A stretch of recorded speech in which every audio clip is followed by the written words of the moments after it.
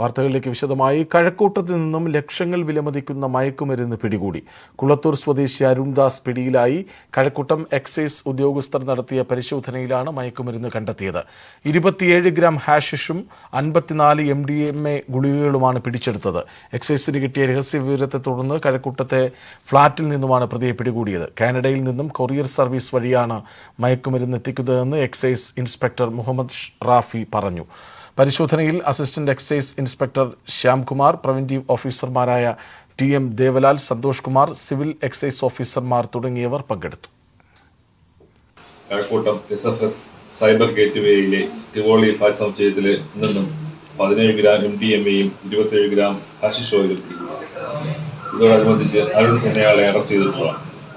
Party ഡ്രഗായ MDMA Kazhakkoottam ഭാഗത്ത് വിതരണം ചെയ്യാൻ എത്തിച്ചിട്ടുണ്ടെന്ന രഹസ്യ വിവരത്തിന്റെ അടിസ്ഥാനത്തിൽ നടത്തിയ പരിശോധനയിലാണ് ഇവ കണ്ടെടുത്തത്.